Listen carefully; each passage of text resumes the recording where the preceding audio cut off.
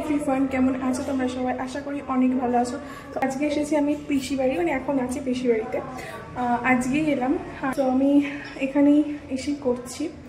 আর সবেমাত্র এসেছি, এখনও জামা প্যান্ট কিছুই ছাড়িনি, কিছু ফ্রেশও হয়নি। আমার পিসির ছেলের পইতে কালকে, তো তার জন্যই আসা। তোমাদের সাথে শেয়ার করবো কী করছি না করছি, বাকিটা তোমাদের সাথে আস্তে আস্তে শেয়ার করবো। তো চলো টাটা। তো তারপর আমরা যাওয়ার কিছুক্ষণ পরেই এই আইবুড়ো ভাত পর্বটা শুরু হয়ে যায়। আর এখানে ফুল টুল দিয়ে সব কিছু রেডি করা হচ্ছে। জানো তো, আমাদের বাড়িতে এই আইবুড়ো ভাত পর্বটা আছে, কিন্তু এই প্রদীপ জ্বালিয়ে এই নিয়মটা নেই। তো তারপর আমরা, আমার মা কাকিমা সবাই মিলে এখানে, সবাই মানে একে একে আর কি ছবি তোলা পর্ব চলছিল।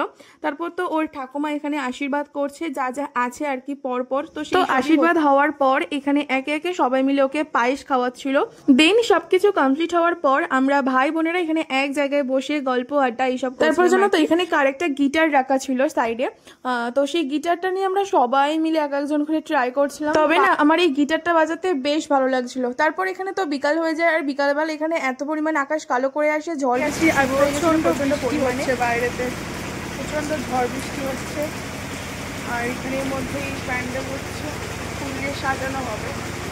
পৈতের আগের দিন গুরুবাড়ি থেকে ভাত আনতে যাওয়ার একটা নিয়ম থাকে, তোমরাও জানবে হয়তো। তো তার জন্যই এখানে বেরিয়ে পড়েছিল, আর আমার মা যেতে পারেনি কারণ আমাদের কালা ওষুধের জন্য আর কি। আর এখানে অলরেডি ভাত নিয়ে চলে এসেছে, আর আমাকে এখানে খুলে দেখাচ্ছে যে দেখ। তো যাই হোক, আর এখানে কাকা করছিল পোস্ত। আসলে বিয়ে বাড়িতে, অনুষ্ঠান বাড়িতে দেখবে কি হয়, মানে যে কোনো অনুষ্ঠান বাড়িতে সবাই মিলে একসাথে হাতে হাতে কাজ করে বেশ আনন্দ হয় আর। আমি একদম ডিরেক্ট পরের দিন চলে এসেছি। তো এইটা হচ্ছে একদম ফ্রন্টের দিকে, পুরোটা ফুল দিয়ে সাজানো হয়েছে, খুব সুন্দর লাগছিল। তো তোমাদেরকেও দেখো দেখিয়ে দিলাম। আর এখানে পৈতের কাজবাজ অলরেডি শুরু হয়ে গেছে। তো চলো আস্তে আস্তে তোমাদের বাকিটা শেয়ার করছি। এখন হচ্ছে সকালবেলা, মানে সকাল 10টা বাজে এখন। আর সবাই রেডি হয়ে গেছে। আলটিমেটলি আমি সবাইকে শাড়ি টাড়ি পরিয়ে দিয়েছি। আর এখন আমি স্নান টান করে চলে এসেছি। আর আমি এই কুর্তিটা পরেছি, বাট এখনও পুরোপুরি রেডি হয়নি। একদম রেডি হয়ে তোমাদের সাথে শেয়ার করছি। তারপর তো আমি এখানে একাই রেডি হচ্ছিলাম। প্রতিবারে এটাই হয়, সবাইকে রেডি করে দিয়ে শেষে আমারই নিজের লেট হয়ে যায়। সো ফাইনালি আমি রেডি হয়ে গেছি। আর অবশ্যই জানিও আমাকে এই লুকটাতে কেমন লাগছে। তো চলো বাকিটা পরে দেখাচ্ছি। তারপর তো নিচে এসে দেখি অলরেডি গায়ে হলুদ হয়ে গেছে। আমি নিজেই দেখতে পেলাম না, আর তোমাদেরকে কি দেখাবো। দেন এখানে একটা গ্রুপ ফটো তোলা হচ্ছিল, যেখানে মা, পিসি, কাকিমা আরও সবাই ছিল। আর এই যে আমার মা আর আমি, আমার মাকে জানিও তো অবশ্যই কেমন লাগছে। মাকে কিন্তু আমি সাজিয়ে দিয়েছিলাম। দেন এখানে পৈতে অলরেডি শুরু হয়ে গেছে, কাজবাজ আরও সব কিছু হচ্ছিল। আমি সত্যি বুঝি না, তো তোমরা শুধু দেখতে থাকো ভিডিওটা। আর তারপর আমাদের বাড়ি থেকে এখানে অলরেডি তত্ত্ব চলে আসে। তো সেই তত্ত্বগুলোই সবাই মিলে গাড়ি থেকে আর কি নামাচ্ছিল, নিয়ে আর কি যাওয়ার সময় যে রাজবেশটা পরে সেই রাজবেশ সবকিছু। আর এখানে লস্যি স্টল বসেছিল, সে একটু লস্যিও খেয়ে নিয়েছিলাম, সেটাও তোমাদের দেখালাম। আর এখানে হচ্ছে সানাই হয়েছিল, তো সেই সানাই টানাই বাজছিল। আর এখানে অলরেডি হোম শুরু হয়ে গেছে। এই যে পিসেমশাই, পিসি আর পিসির ছেলে মানে ভাই এখানে সব বসে আছে। তারপর আসে মেইন পর্ব। এখানে ওকে বসানো হয়েছে কারণ ওকে ন্যাড়া করানো হবে। এই যে নাপিত এসে গেছে ওকে ন্যাড়া করানোর জন্য। এই ন্যাড়াটা তোমাকে হতেই হবে, যারা ব্রাহ্মণ আছো তারা তো জানোই। এই ন্যাড়া হওয়ার পর কান বেঁধানোর একটা নিয়ম থাকে। তো তখন আমি সেখানে মনে হয় ছিলাম না, তাই ভিডিওটা আমার নেওয়া হয়। ওকে না, সেই সময় সবাই ওকে গোপাল ভাঁড় বলেই ডাকছিল। যাই বলো, দেখতে কিন্তু খুবই সুন্দর লাগছিল। আর এই যে হচ্ছে আমার পিসিকে আমি সাজিয়ে দিয়েছিলাম, জানিও তো কেমন লাগছিল আমার পিসিকে। তারপর তো এখানে আমি আইসক্রিমের স্টল থেকে আমি খালি আইসক্রিমই খেয়ে যাচ্ছিলাম। যাই বলো, এই গরমে কিন্তু যে কোনো ঠান্ডা জিনিসই ভালো লাগে। দেন এখানে আবার পৈতে শুরু হয়ে গেছে। আর এই যে পৈতের যে পোশাকটা পরে আছে, এই ব্রহ্মচারীর পোশাকটা, এটাই হচ্ছে পৈতের আসল পোশাক। তো তারপর যে এখানে মাথায় ঢাকা দিয়ে পুরোহিত মশাই দেখছো একটা এখানে কিছু করছে, এখানে মন্ত্রটা হয়।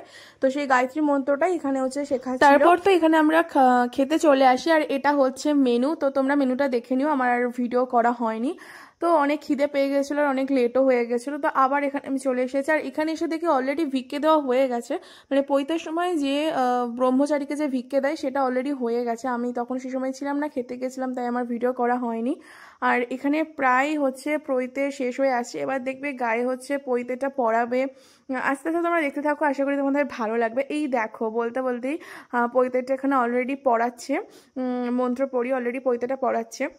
আর এই যে ওর গায়ে এই পৈতেটা উঠলো, এখন কিন্তু ও শুদ্ধ, মানে ব্রাহ্মণ হিসাবে ও এখন গণ্য হলো। যতই টাইটেল হোক যাই হোক, পৈতে যতক্ষণ না হবে ততক্ষণ তাকে ব্রাহ্মণ হিসাবে কিন্তু ধরা হয় না। একটা অরিজিনাল ব্রাহ্মণ ছেলের এই পৈতেই হচ্ছে তার আসল অঙ্গ।